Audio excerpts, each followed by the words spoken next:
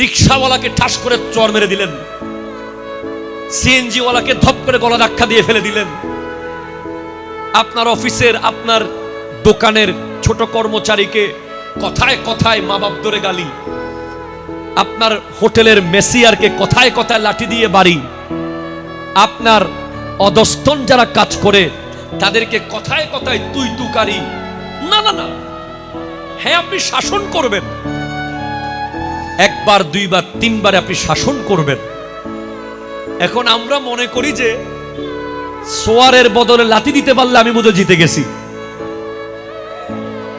কথা বলো ঠিক কিনা, কথা বলো। আমরা মনে করি যে আমাকে সোয়ার দিছে, আমি যদি লাথি দিতে না পারি আমি তো শেষ।